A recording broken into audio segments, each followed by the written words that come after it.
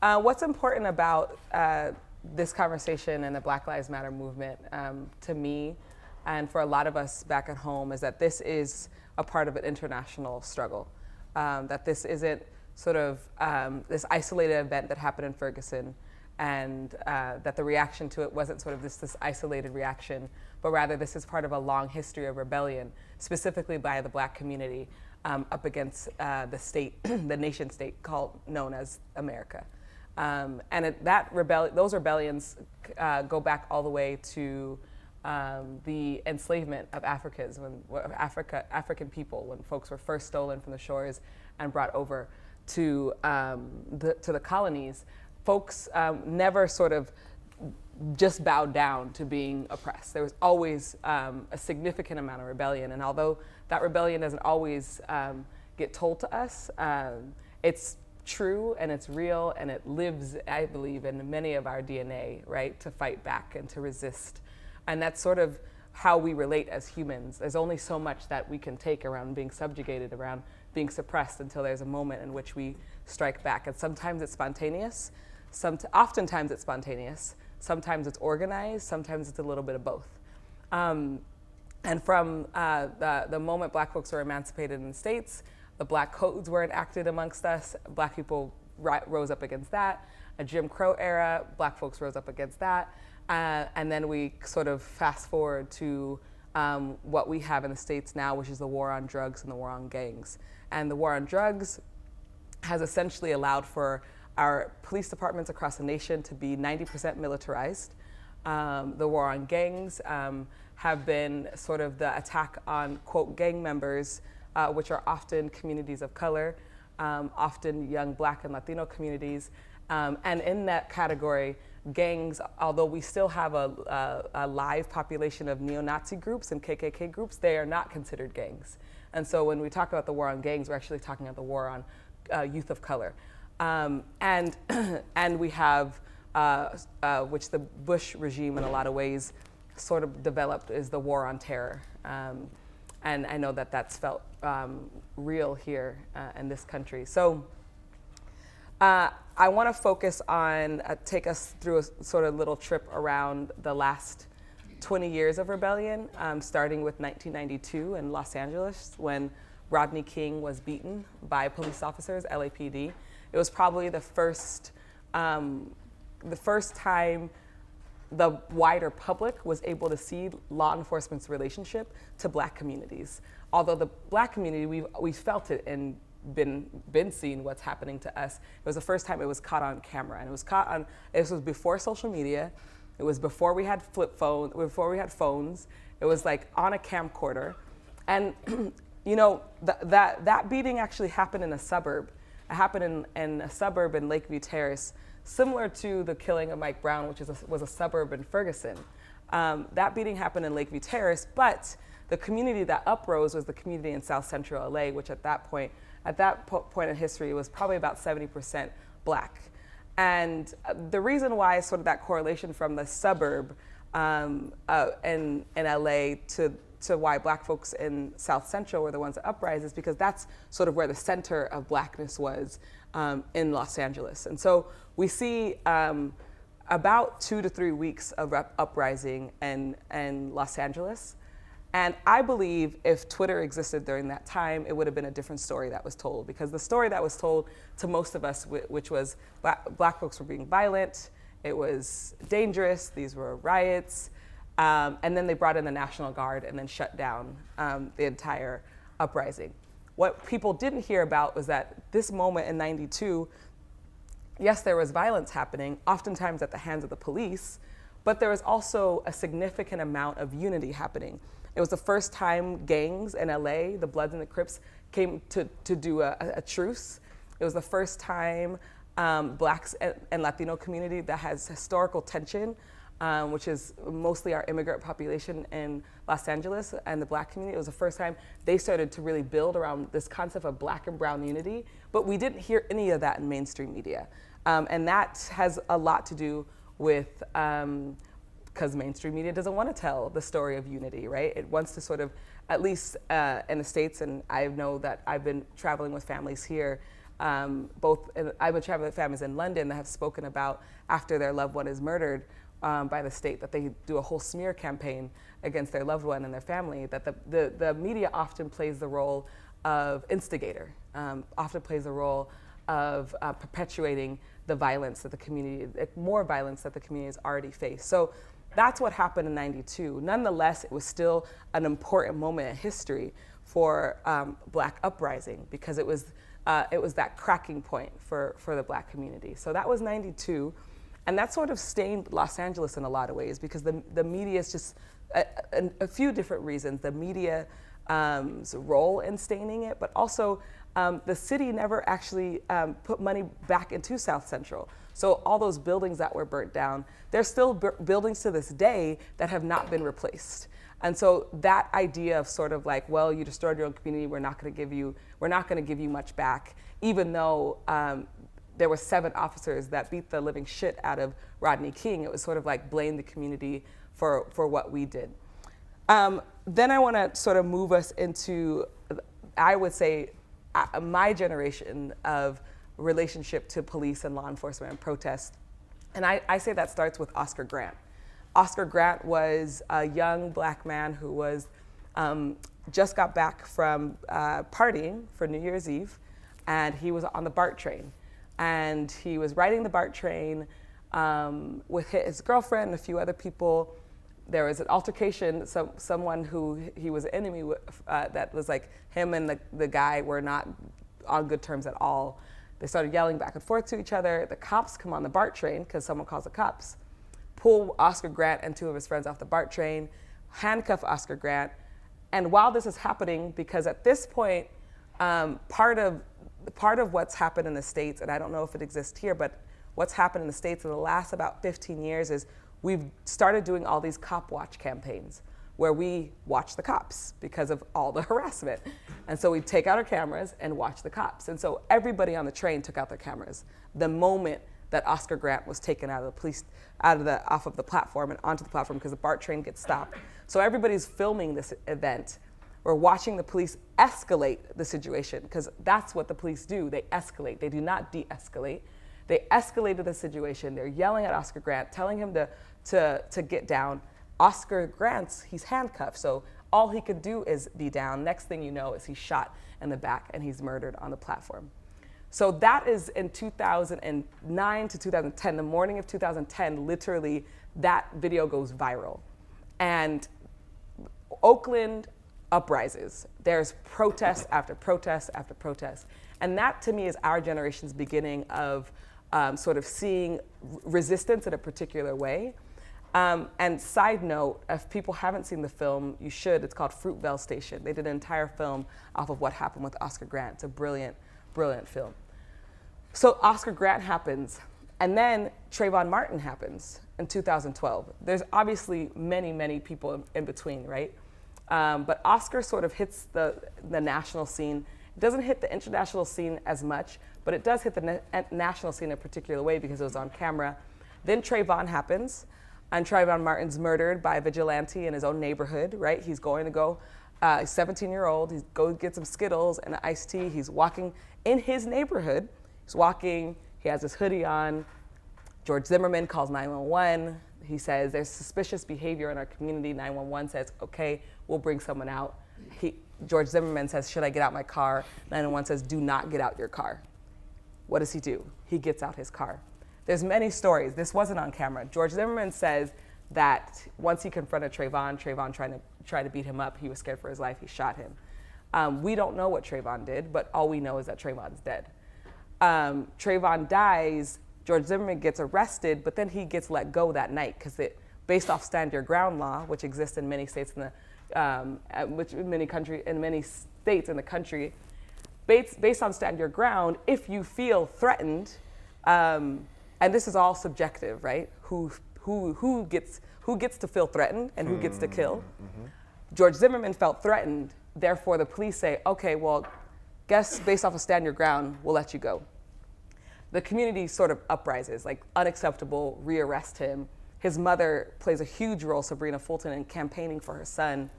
George Zimmerman gets arrested and then he goes on trial. But what happens is George Zimmerman doesn't go on trial.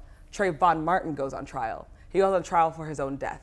And what you see is an entire smearing campaign of Trayvon Martin saying he smoked weed, he did bad in school, he wore a grill. And there's this whole sort of conversation that Trayvon deserved to die, or that his life wasn't as valuable because of the, quote, life he led. He was a child, right? He was a child, but he went on trial for his own murder. And then George Zimmerman, as we all know, gets acquitted of the death of Trayvon Martin, which is very, this is another significant point in sort of this generation's rebellion story, which is, this is where Black Lives Matter begins. This is where the movement begins, because myself, Alicia Garza, and Opal Temeti create the hashtag Black Lives Matter as a response, as a declaration, as a mantra, as a, we are tired of you not seeing our lives being valued, and we are tired of Black people being sort of passive around our lives being devalued. And so this is a declaration that Black Lives Matter. It's not an anti, it's not a sort of resist, it's a declaration, and it's a proclamation. And so Black Lives Matter begins, and it starts on social media, which is interesting because social media has played such a huge role in the visibility of these conversations. And so Black Lives Matter begins, but then it very quickly moves to the streets, because that weekend that Trayvon is, that George Zimmerman is acquitted, folks in LA shut down the freeway, folks shut down Hollywood Boulevard, and then we go to the streets of Beverly Hills and shut down Beverly Hills. So that happens, and then we fast forward, and I say all of this because it's very important that people don't think Mike Brown happened, and that's when we started uprising. That you have to see that there's continuance, right? That you have to see there's a historical legacy. Renisha McBride is murdered. And this is very important in the conversation around how we talk about Black lives mattering, because oftentimes whose life, even amongst Black lives that get to matter, are Black men. And so Renisha is murdered, and she's a young Black woman, and she's shot in her face. And what happens with Renisha is she got in a car accident. She's in a small suburb outside of Detroit, Michigan. She gets in a car accident. She gets out for help. She knocks on someone's door. The person does not open his door. He shoots her through the door and shoots her face off and says that he was scared for his life. Renisha dies. The people of Detroit and that surrounding neighborhood show up to that suburb and protest and say, you need to arrest this man, because they did not arrest him at first. He also was able to get away with the stand your ground laws. So after many protests, people arrest him, and the conversation in the Black community in particular starts to shape itself differently, which is, we can't just call for Black men's lives mattering, we have to call for Black women's lives mattering too. And this is what this looks like. Renisha McBride was murdered on someone's doorstep. How are we showing up for Renisha? So the hashtag sort of evolves, and that was always the intention, right? The intention wasn't sort of a narrow hashtag, but the community starts to evolve the hashtag. And so we really push around this Black Lives Mattering. So Renisha's murdered, and I also want to just sort of take a moment. This is so much death. The level of Black grief that exists is so much. So not only are many Black people dying, but also there's like no time to grieve. It's like the next person dies, and the next person dies. So Renisha dies, the guy goes on trial, he does get convicted, and it's probably one of the first convictions. And for those of us who believe in abolition, there's a conversation in the abolition movement around, well, is this true justice, right? Does locking up this white racist really end the racism? Does locking up one police officer really end the police state and state repression? And that's an argument that we can get into when we get into questions, but I just want to let people know it's not so simple. When he gets convicted, some of us are grateful, including myself, and some of us are skeptical, including myself. So then, Ted Wafer is his name. He gets convicted, and I'm going to shut up in a second because I want to get to Mike Brown. But he gets convicted on a Thursday. Mike Brown is murdered on a Saturday. So Mike Brown is murdered on a Saturday, August 9th, in the middle of the day, on a hot summer's day in St. Louis, in Ferguson, Missouri, which is just a little suburb of St. Louis. And he's the story goes is that Mike was walking home with his friend in the middle of the street. And Darren Wilson tells Mike Brown to get the fuck out the street, because that's how he's walking. And in the South and the Midwest, many people walk down their street. That's just sort of normal. What happens then is different stories. Darren Wilson has a story and Mike Brown has a story, except Mike is dead, so he doesn't really have a story, but the witnesses do. And Darren Wilson says that Mike Brown tried to assault him, so he shot him. You hear this sort of repetitive story, right? That these officers or vigilantes feel threatened, and so then they kill. So Darren Wilson feels threatened by Mike Brown. He shoots him and kills him. Witnesses say that Darren Wilson is basically taunting and hunting Mike Brown and his friend, and that he tries to get out of his car. Mike Brown tries to shut the door on him. That's when the first shot is fired, and that's why there was blood found in the car, because he first shot Mike when he was in the car trying to shut the door on him. Mike runs away, Darren Wilson shooting at him down the street. And imagine, everybody's watching. This is the middle of the day. There's workers outside. There's people in their apartment buildings. Mike gets shot because he turns himself around thinking he's gonna surrender. This guy's gonna stop shooting me. He puts his hands up in the air. He says, hands up, don't shoot, which becomes the mantra, right? Hands up, don't shoot, Black Lives Matter become the mantra of this last iteration of this rebellion. But instead of him not shooting, he shoots him dead. 6 times, he's shot 3 times in the head. And then he's laid out in the street for 4.5 hours for the entire community to witness. So this is very reminiscent of lynching. If we've studied the history of lynching in the States, is mobs would, something would happen, a white person would get angry with a black person, they'd rally the team up, they'd go out and hang this black person, and then they'd leave the black person out for the rest of the community to watch, to create fear, create social control, and to debilitate the black community. And that's what happens that day. Mike Brown is laid out in the street for 4.5 hours. No medic is ever called. No one's ever called to try to save his life. And the entire community is witnessing this. And that's the beginning of the Ferguson Rebellion. And that's where we're at today, in which people of Ferguson and across the entire country of the US, I would argue that this rebellion has ignited new rebellions across the globe and has really pushed people across the globe to really think about how are we fighting against state repression and state violence. That this moment has sort of reverberated across our country and is now being called the Black Lives Matter movement. And we've played a significant role in shaping that movement. We played a significant role being on the front lines of that movement. And my ultimate goal is to get this country to shut shit down, to be a part of this international movement, and to really see ourselves as not just symbolically in solidarity, right? It's great that we use each other's hashtags. It would be even better if we could shut G4S down in this country, in our country, in the state of Israel. So thank you very much.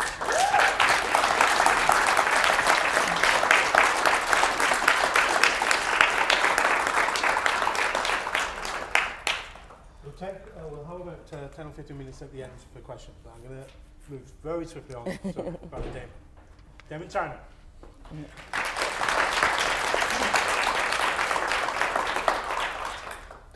It matters, it matters. Living like humans with dignity matters. Living my blackness with 400 years of resilience through tragedy matters, yeah. Building economies matter. Leveraging $2 trillion of power, it matters. Giving my baby new visions of who she can be in this country, it matters. Man, telling our story to glory, it matters. Mansa Musa, money-minded, it matters. Making moves to move the movement, it matters. Build up our own institutions, it matters. Call the gangs to call a truce, because they're killing our soldiers and throwing our troops in the noose, hanging them out like they're fruit. With all of the juice in my body, I'm screaming, we matter! So fuck the lies they televise. See, I realize it's a real time to get reacquainted with the 40 million. We're powerful. You powerful. We're ancient. We're tribal folk. We've been here. It's time to let them know. See, I bet you a bill if we went to South Africa, they would be scared. See, building in freedom would honor the dead. See, I'm Nas and Belly right now. Ain't no time to pipe down. I've been so lost, but I'm found. Until the beast shoot me down, I'm screaming. Black life, it matters here. Black life, it matters here. So my story begins about 2013. My daughter was 8 years old at the time, and she was with me in California. And that was right around the time when George Zimmerman was acquitted. And being in community with someone as powerful as Patrisse, it kind of rubs off on everybody, right? So my daughter and other children in the movement were just excited to be a part of the protests, to be a part of the art that was created. And she really challenged me as an artist to step up to the call of what it means to be in the streets. And she said, "Daddy, can we go protest? Can we go to Beverly Hills?" And I'm like, let's sit on that for a second, right? But ultimately we went, and because of her fearlessness, I decided to be a little bit more involved in the conversation on what Black Lives Matters to me, because my daughter matters to me, right? Her history matters to me, and her future matters to me. And I believe as a creator, as a writer, as a musician, as an orator, like, my duty is to be present in this moment. For history, for ancient, we've been using music, the drum, we've been using chanting, the call, our voices to relay messages of the struggle, to relay messages of strategy and plans for rebellions, from the Nat Turner rebellion, when brother would preach during the day, right? And at the evening, he would organize a lot of the slaves in secret. But he would speak to the people in ways that were coded, in ways that would not necessarily get him found out. And in the evening, folks would move forward for change. And I think today marks a really huge moment where artists are taking advantage of the call. And like Patrisse said, when Oscar Grant was murdered in Oakland, Mike Krugler decided to write a screenplay. And he got people behind this idea. He's from Oakland. He said, "This is the platform that I have right now. These are the means that I have. Let's create our own art, and let's tell our own story." Too often, especially in hip hop, we're telling the stories of other people, because other people are writing the verses and music that you all hear. How many of y'all like hip hop or rap? Just a poll. Okay, cool beans. Who are some of the rappers from the States that you all listen to? From America, if any? Salute, Yes. NWA. Any other artists from the States that you all really connect with? Public Enemy. Salute, okay. NWA, Public Enemy. Any other folks? I heard two. Most Def. Did I hear Wu-Tang? Okay. One or two other? Those are the, Dead Prez. those are the good ones. Saul Williams. Saul Williams. Dialect. Dialect people. Yeah. Oh. Who? No, dialect. Oh, Dialect. Yeah. I'm not familiar with Dialect. Yeah. Underground. 100%. And then you said? Okay. Wow. So it's interesting you all named a lot of folks from, like, the golden era of hip hop, where hip hop was that message of the people, speaking for the people. So this is like the new resurgence of that era, right? Where people like Tef Poe from St. Louis, who was on the front lines in Ferguson after turning down an opportunity to blow up as a rapper. I mean, he had music on rotation in the South, in the North. He had a major record deal, and then Mike Brown is murdered. And he's like, forget all of that. I need to be here with the people. And if you listen to any of his music right now, this brother is on fire, right? How many of you all listen to J. Cole or heard of J. Cole? A couple? 100%. He's another artist who's utilizing his platform to really speak about what's going on. And one of the only rappers, aside from Talib Kweli, who even went to Ferguson. And he was out there and turning down cameras like, hey, man, I'm not here to take pictures with y'all. I'm not here to sign autographs. I'm here in solidarity. And then he made a song called Be Free, which he performed on David Letterman, and it blew people's minds. Because he's saying, all we want to do is take the chains off. All we want to do is be free, right? So art is the direct reflection of the time that we're living in. So my opportunity to speak to any of you all, I don't know how many creators are in the room right now. I mean, we're all creative folks in and of ourselves, but how many writers there in the house, how many directors, rappers, musicians, or whatever in the house to utilize this moment to speak to the times, right? I feel that that social media has been the rise of a lot of folks really having a platform to do their thing. For me, I didn't know, when Mike Brown was murdered, I didn't know what else to do, right? I called Patrisse and was like, yo, this is going down on Twitter. What are we gonna do about it? I don't really know how to respond because we're not in Ferguson, but we're like, let's make a song. Like, let's create something and just put it out, right? So I feel that word is power. Word is power, and we have to utilize this moment to really push the message forward and connecting our struggles together. So thank you for the time. I'm not sure how much time we were allotted today. So yeah. So I definitely want to open it up to more questions.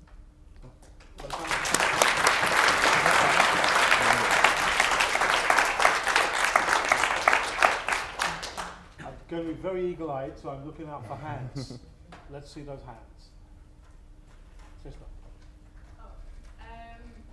Yeah, I was just going to say, I wondered what you thought about what's happening to Marissa Alexander just now, when you were speaking about black women as well tonight. I wish we could play you a song. Damon wrote a song for Marissa.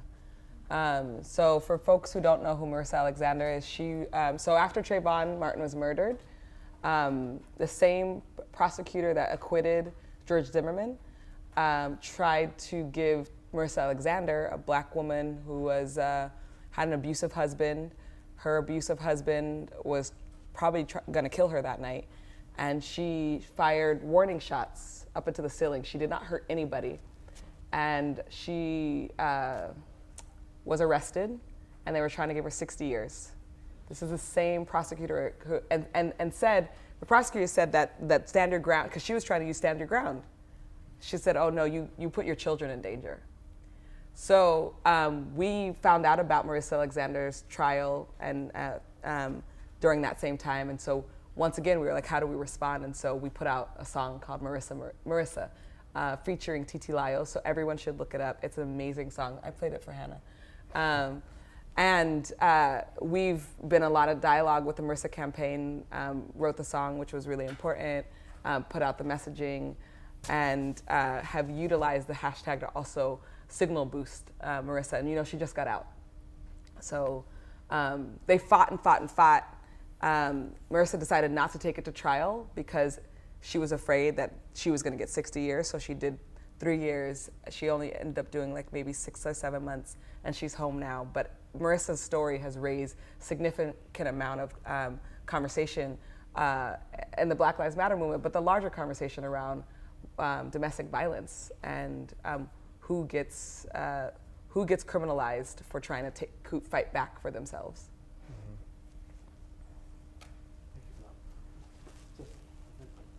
Hi. So thank you. The stories were really powerful. I'd heard them before, but sort of having them together like that really drills it in. I wondered what you thought, because video's been so powerful within this, from what it seems like, and certainly seeing those social media across the world. And I wondered what you thought we could do about places which were restricted. So you mentioned G4S and within detention centres in the UK, this particular area, prisons or police custody. We know a lot of problems are there. Places that are beyond the reach of visual media. And also in England, and I don't know the situation in Scotland, there's now rules on photographing, filming the police, which you're not able to do.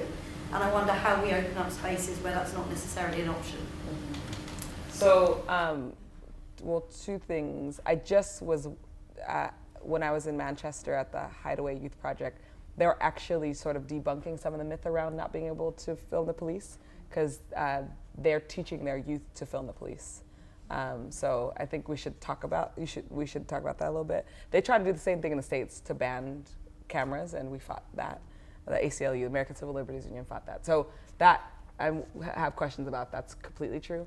But what I will say, and there's also CCTV that's supposed to exist on all of the centers. I already know, because in the States they're supposed to have cameras inside the jails, and for years, when they bought the cameras, the county thought, the elected officials thought the cameras were working, and then at some point asked for the cameras footage, and then the sheriff was like, oh, I forgot to plug them in. So I know how that goes. But what I think needs to happen is there needs to be a culture of documenting no matter what. You might not be able to visually document, but the moment an incident happens, writing that incident down. And that's like sort of lawyer language now. Like I hang out with a bunch of lawyers because of the work, and they're always like, so did you document that? Like, did you write it down, and did you get everybody who was a part of it to write it down? Where after I was arrested, I'm pretty sure after you're arrested too, they told us to write everything down, because you have to have that competing story no matter what. And I think document is key. Thank you so much, and I appreciate human presence and oral delivery at its basis. We don't need to see the video. Just to have you in the room is great. But I'm interested in your view of the law. Is it correct that you think the law exists if it was properly implemented to do justice? Or do you think that on your agenda is lobbying for changes in the law? What is, the bigger question, of course, is what is your agenda? Yeah. What do you want us to do?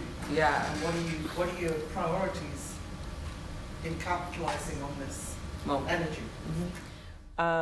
So a lot of people say we have a broken criminal justice system, we have a broken police system. I don't think it's broken.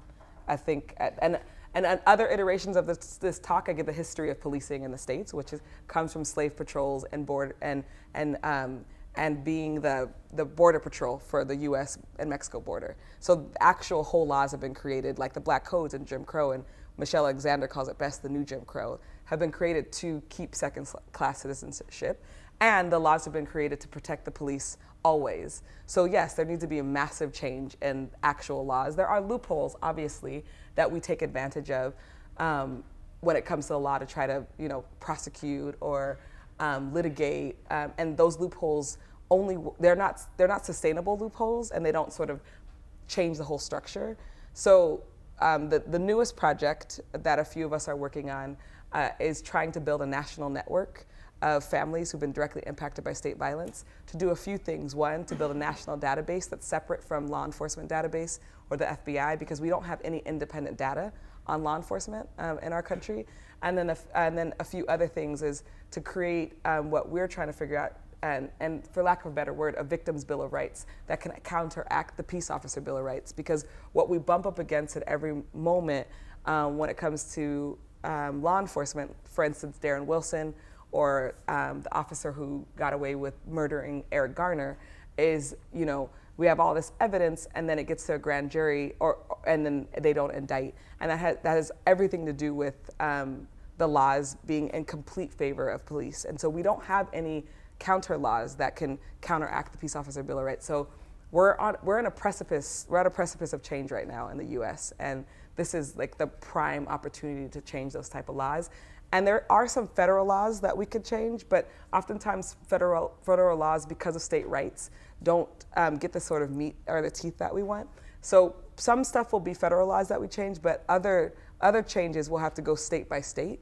And I'll give a quick example. The National Domestic Workers Alliance, who's been organizing domestic workers, they've been able to get a domestic worker bill of rights passed throughout 5 different states. And this is important because when the original sort of labor rights were written in the states, they did not include domestic workers.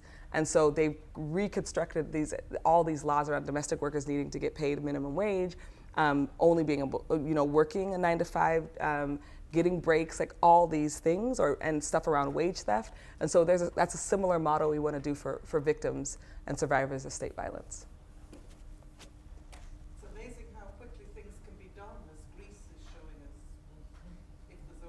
Precisely. I'd like to ask, what kind of responses have you received through terming the actual hashtag Black Lives Matter? Speak up, love, I can't hear you. What kind of responses have you gotten from terming the actual hashtag Black Lives Matter? I personally love it because it makes people, it forces people to actually face the reality that racism is way more than just individual prejudices, it's institutionalized. And I saw online a lot of people bringing up the terms of all lives matter. You want to answer? Yeah, I didn't hear the What first kind part. of responses have we received from Black Lives Matter? Oh, a lot of people hate it. A lot of people are afraid of that hashtag in the Black community and non-Black community.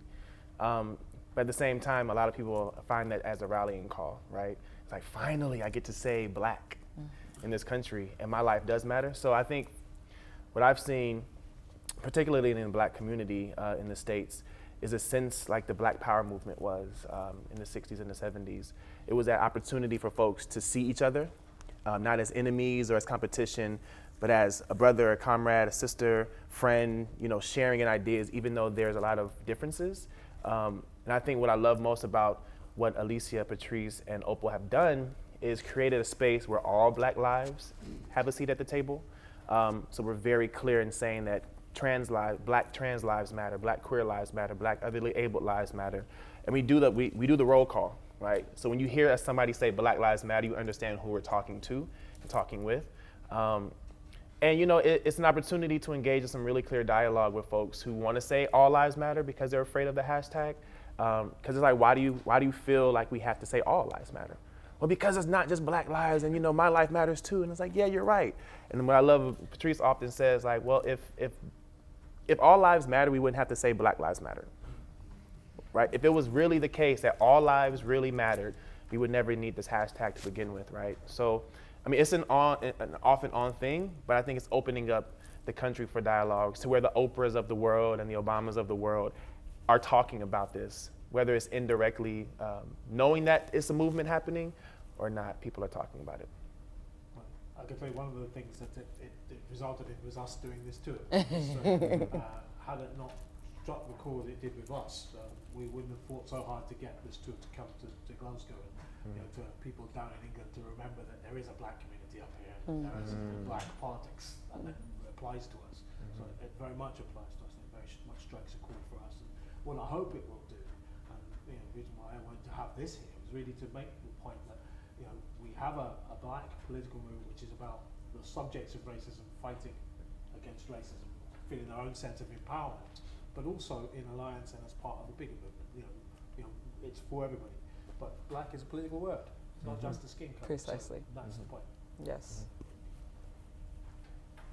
Yes. Thank you first of all for coming to Glasgow today to listen to you. I'm currently writing my dissertation on the use of social media and activism, and I was just wondering, how do you feel about how social media has changed activism, and what do you think about the future of activism now that social media has become such a big part of society? I can do it. You want to do both? Yeah, we can do that. Okay, I'll take a minute. I love it. Our hashtag, social media, Black Twitter, for instance.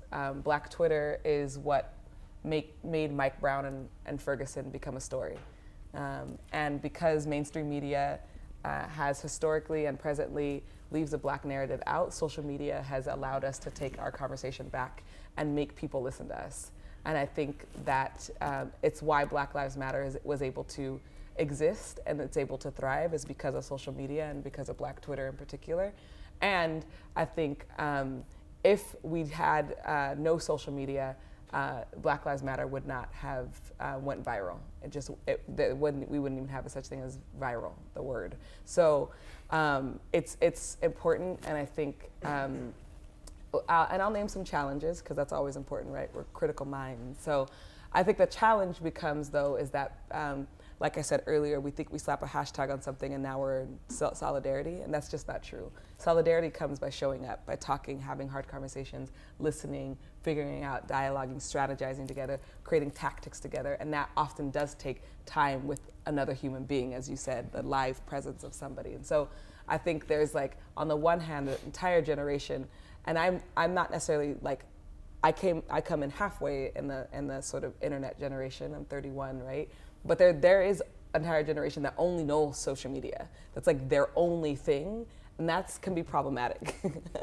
And I think it's easy to write people off. Like social media, you can block someone, you can unfriend someone, you can write an open letter to them, put it out in the universe and be like, fuck them. that's like not real life though. We have to figure out how to be with one another. And so that's the challenge of social media as well. I remember flying back from Kalamazoo, Michigan. I was sitting next to a white queer guy, and we got into a conversation around what it meant to be black in this country, right? And he's like this guy with like millions of YouTube subscribers, 25 million people on Twitter. And we got to talking about whiteness, and he said, you know something? We got to talking about armchair revolutionaries. And he was saying that he's grateful that there was somebody on Tumblr who posted a post around whiteness, because that's where he first learned about himself, right? And he was able to take that, do more research and study deeper, and then communicate that to his community, right? Like, we have white privilege and blah, blah, blah, blah, blah. He said, but it came because of Tumblr, right? So the power of that is huge. And the power of, like a freshman, a young black boy in Gwinnett County, Georgia, who created an application around like surveilling police, right? And then that can go viral on social media is really powerful, the creative power that it has, or that we have to use it as a tool.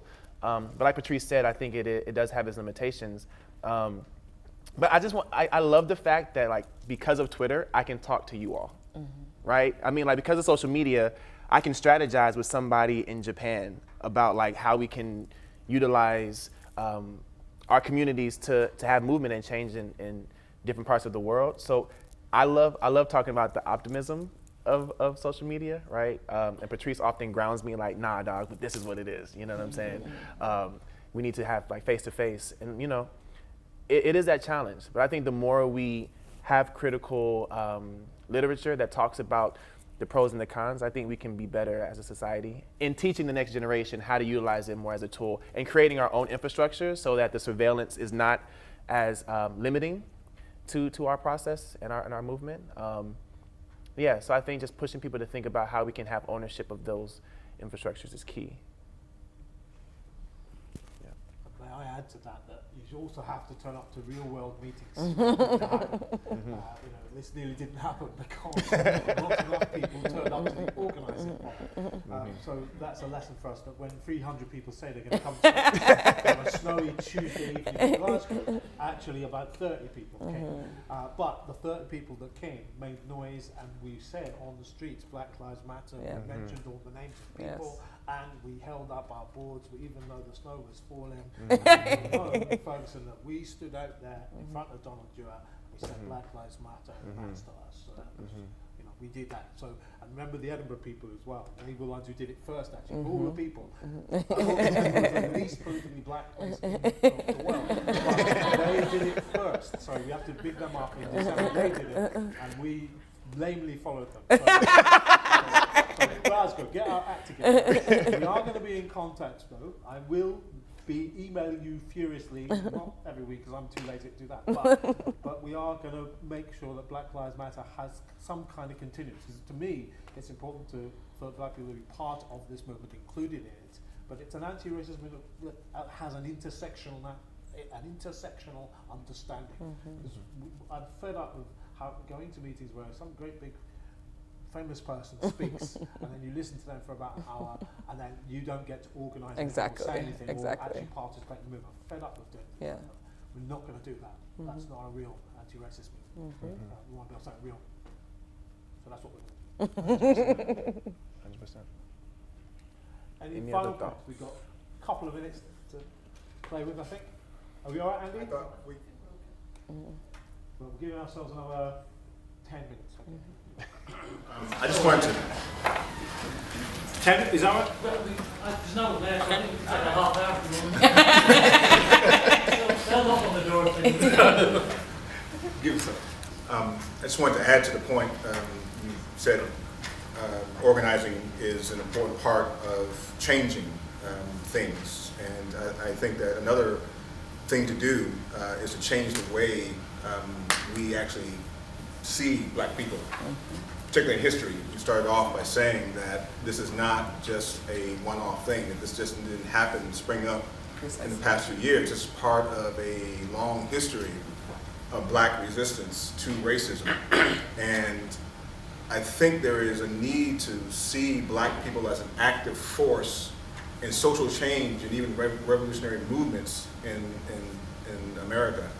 And the best way to do that is to read different historians, or at least different kinds of history, to go behind the narrative that's been spun by the court historians, going all the way back to the founding of the country, and even the Civil War. I mean, the Civil War was not won by Union soldiers coming and waiting for good black folks to be freed from bondage. A lot of what happened during that time was black people themselves. As W.E.B. Du Bois said, they went on strike. They withheld their own labor from the Southern oligarchy, and then organized themselves to take, became politically conscious and to take power. And there have been other, similar movements within communities. The Black Panthers, for example, if you actually look at what the Black Panthers did, it was mentioned, you mentioned that has been a movement, Cop Watch. Well, that's essentially what the Black Panthers wanted to do. I mean, they wanted the right to bear arms, to protect themselves, protect their families, to protect their property against police brutality. And they wanted to act as a kind of community watch, documenting and surveilling police and even educating, other people, other blacks in their communities. I mean, that was the aim. That was Huey Newton's aim when he established that group. So this sort of stuff, I mean, there are too many to name in this form, but I would just encourage people to read different kinds of history, to try and go behind the official versions and actually see what has happened, or what people have done, what black people have done in America to change things for themselves, to fight racism, to fight oppression, and to fight the economic, political, and social system that was designed, again, as you said, to keep black people in a second-class status. It's not broken, you're absolutely right. It's designed to work this way. So that's all I would add. Yes. Hi, that was great, first of all, thanks, Paula. I just wanted to ask, you were talking about challenges you feel that yourselves and using the hashtag you faced. Just wanted to ask, I was in New York at the time of the big protest that went through Manhattan, which was incredible, and incredible to see such a good mix of cultures and ethnicities and genders, everything, classes, it was great. But later on that day I met a woman who was in a shop, cafe I was in, and she was complaining and being able not to get through the city, and she was saying, oh, they just need to get over that. Right.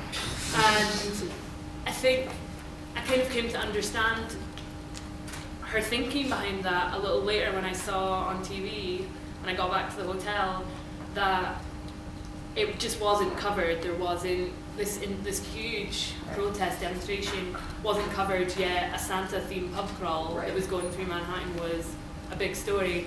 So I'm just wondering how you think that maybe this sort of older generation who maybe don't use social media, maybe don't have access, but they get a lot of their information from these mainstream news channels. How do you approach misunderstandings of what the movement actually is that are kind of rooted in where they get their information from? People are going to misunderstand what they already misunderstand. You know what I mean? And that's like, the focus is, I'm not trying to say that we don't focus on older generation, but every generation has its movement, and many times that older generation doesn't think it's effective. And then we go 30 years, that person either gets assassinated or dies, and then we look back and we're like, they made such great change, but during that moment, they were hated, they were scorned, they were all these things. So that's really important. Example, Oprah Winfrey went on national television and was like, this is really great that all these people are going out in the streets, but there are no leaders, they have no demands, and there's no aim. Clearly you have no idea what you're talking about. Clearly you have not tried to look at who the people are. There are many leaders, there are clear demands, we do have an aim. Am I gonna sit and try to tweet Oprah Winfrey to hear me out? Probably not, because is it worth it? There's 50,000 people in the streets of New York marching for change. Do I need to sit and really get that one person to, she's gonna, if she wants to understand, she's gonna figure it out. She's gonna be president for it. If she doesn't want to understand, she's gonna be committed to that. And the other piece is a lot of us have been on mainstream media. We've been on CNN, we've been on MSNBC. Do you want to know the response we get? I get lots of hate mail. After I'm on MSNBC, I get the most amount of hate mail. You're terrible, what you said was terrible, you're trying to destroy the country. I'm like, I don't know what to do with you. Like, clearly you don't know what you're talking about. You block them Clearly on Twitter. Clearly you have your own ideology. And so there's a point to sit with people and have dialogue to try to evolve and try to figure out as a team how we're getting to, you know, how if we're both on the same page around this is terrible, this is not right, this is what's happened to the community. But then there's another point where people are in their ideologies, they're in their practices, and they're not trying to really hear or be present for what this movement is bringing in this current moment. Mm-hmm. Can I add to that briefly? And I think also the uprising in our own journalism community, I think folks telling our own stories for the first time, not for the first time, let me fix that, for the first time in a way that the globe can hear it and see it, right? Utilizing like Twitter as a means to like give information. And Brother Sean King uses Twitter as an amazing platform to break down investigations around like Mike Brown and like Tamir Rice in ways in which I've never seen before, right? And it's funny because a lot of the mainstream media outlets are now looking to our journalists for those stories because they're so slow. You know, like when Ferguson happened, CNN was not there, but Twitter was on, right? The local news didn't even get the information until late. So people are really seeing who those on the ground people are. And I think us being able to tell our own story, like this brother was alluding to, it gives us on two fronts, right? We get to tell our story in the media, but also to ourselves. Like we are reclaiming our stories. With music, we're saying like we matter, not so, you know, the white folks in the country can say, actually you're right, your life does matter. You know what I'm saying? It's more like, I see you, like let's work together to make something happen, right? Like the phrase bulletproof. I know y'all may be thinking like, oh, what the heck is going on in the brother's shirt? But bulletproof is a bold statement to say that we've been here, right? We're like ancient folks before time existed and will be here beyond time, right? And this idea that like we're victims, yeah, folks are using weapons to kill us all over the world. But at the same time, what if I told my daughter that you were bulletproof? Like your spirit never dies, right?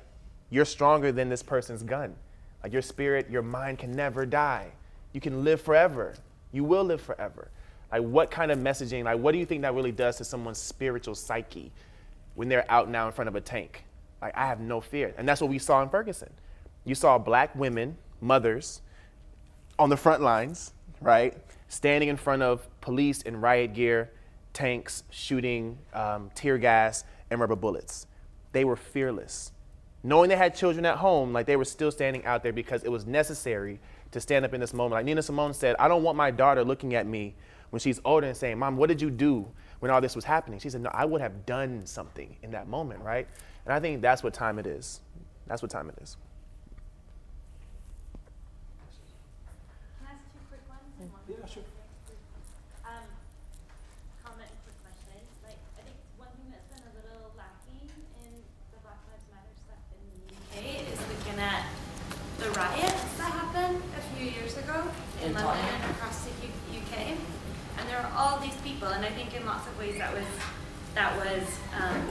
Black lives on the streets that were rioting that then went to prison for 10 years, and there was no solidarity around that. I wondered if you if you knew about the riots and what your thoughts are on that. And then my other quick question is just about solidarity and privilege.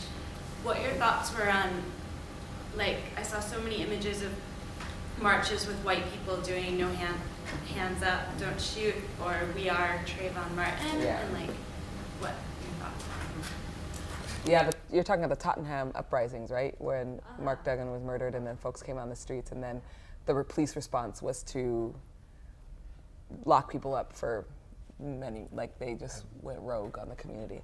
That's a really good point. I mean, that's a conversation to have amongst the UK and what would that solidarity look like?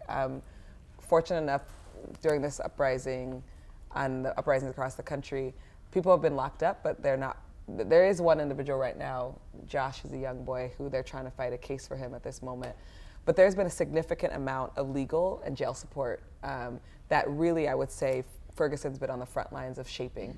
The moment people started getting arrested, they started fundraising, and they have like a very, that's one way people can support. They still have jail support, so if anybody wants to raise money for jail support for Ferguson protesters, I would encourage that. But not only was it sort of like getting people out on bail, it was figuring out how we were going to fight the cases. I'm in the middle of fighting a case right now from being arrested in Ferguson. I think that's been really important. So like people aren't just putting their bodies on the front lines, but there's a whole strategy around how we're going to make sure people aren't serving long sentences or people are not staying in jail for a long time. And it gives people more incentive to get arrested. Like I know people are going to have my back if I get arrested. Like I knew I was going to get out in a few hours once I got arrested, and it was just like we're filling the cells up and we're bothering these really small municipalities, and it was really important. And then the last part, solidarity. So when the We Are Trayvon Martin stuff came out, there was a lot of pushback. And so I don't know if you followed it, but that's when Black Lives Matter came on. And Alicia Garza, the person who was the original sort of person who's put Black Lives Matter, and then I put the hashtag, she went on HuffPo Live and did a whole thing on like, actually you white people, you're not Trayvon Martin, although we appreciate you sort of naming like, we want to stand in solidarity, but here are the other ways you can stand in solidarity. And so then a significant amount of like anti-racist white folks, and that term might have got coined in the States, but anti-racist white people came out saying we are not Trayvon Martin, but we still stand in solidarity. Like we know our children won't get gunned down in the street in the same way that Sabrina Fulton's child was. So that was really important, and it was a really important dialogue. And also after Trayvon Martin and the acquittal, it really toppled the whole post-racial conversation, right, on its head. It was just like, we're not post-racial. Like even if the Obama administration and America tried to make people believe that, at that point people understood no longer can we say this is a post-racial society. So there was all this like great writings. And then I think now around the Hands Up, Don't Shoot, there's been a lot of dialogue in the protest movement around the role of white people at protests. And I think Canada did a really good job. In Toronto, they went to the US Embassy because we have a Black Lives Matter chapter out there. And the Toronto people made a list of how to be a good ally. And they passed it out to white people. Some white people weren't excited about it, but for the most part, people were like, okay, we get it. And there was very much like, black folks, we are to talk to the media. Please allow us, unless we've asked you to speak to media, then otherwise don't talk to the media. This is our story, this is our history. And it got painted, I mean, I was really proud of them for standing their ground around it, but it did get painted in some really bad light. Like some people were like, the Black Lives Matter community in Toronto is racist and they separatist and all this stuff. And Black Lives Matter community was like, no, we're not. We didn't say you couldn't come to the march. We just asked for particular ways of how to behave in that march. And those are the dialogues I'm talking about, like those critical conversations that I think in this generation is different from the 60s and 70s, because they were having those critical conversations and saying like, these are the reasons why we're going to create a Black Panther Party, like, and these are the reasons why, this sort of strand of politics is important to us, instead of sort of this really weird PC conversation that we have now, where we're like, safe space, and I like that shit too, but there's a limitation to it. Like, you have to engage critically, and you have to talk about power and privilege that plays out in every single space. This is going to be the very last question. Go for it. I guess kind of picking up on the idea of solidarity, I'm interested in how it seems as though, like the I Don't Know More movement in Canada is kind of developing in a similar time frame to the recent stuff that's been happening in the States. And it's obviously dealing with really similar need, but also, has real overlapping issues. And I just wonder to what extent you guys feel like there has been a dialogue across those two movements. I think it's kind of interesting that they're taking place on either side of the border at the same time. Like, do you use social media as a means of communication, or is it, do you actually, have meetings with people in person? Like, I'm just curious as to what degree there has been communication or cooperation, feeding off of each other between the two. The I Don't Know More and Black Lives Matter, not as much. Not to say that that's not where we're going, but the first phase sort of business has been how do we galvanize the Black community and the entire Black community around this conversation, and then and this last sort of iteration, and people have to remember it's only been 7 months, really 6 months since Mike Brown was murdered, but things look like it's happened rapidly because they have, but the sort of connections like that, in some ways haven't been made yet. But that's not the intention. Like there's an intention to definitely make, and I know a lot of those people who are doing that work, the I Don't Know More movement, and I follow the I Don't Know More movement. I think it's powerful. But there are other connections with other groupings that we're making, like the Not One More movement, which was the immigrants' rights movement in the States, which my good friend Marisa Franco was, she was the creator of that hashtag and really developed a lot of the direct action that came out of the undocumented, unafraid. So we've been making some deep connections with the undocumented and the documented Latino community in the States. Right, I'm going to have to wrap it up there. The reason why is, if you don't already know, we actually have another meeting at 7 o'clock at Strathclyde University, which lasts for 2 hours, so you get more time to actually debate. So if you want to come to that, you might as well get along there. And we need to get food before we go there. So just to say finally, just on the point about our movement, we certainly have on the tour linked with the issues of the struggles in England, because obviously the one major reason we wanted them to come was to meet the Tottenham activists, Brixton activists, Manchester activists, and that has happened on this tour, thankfully. So I hope those connections will be made solid with the family campaigns and with Defend the Right protests and all the protesters that have been trying to do work to connect Black victims of police and justice with other victims of police and justice. It's important that we do that. Hopefully we'll have a bit more time to explore that in the second meeting. So on behalf of ourselves from the tour, I want to thank you for coming. Please be in touch, and I'll be in touch through Vasiliki. Thank her for getting us this room, and Andy for getting us this room, and we'll see you soon. Our guests.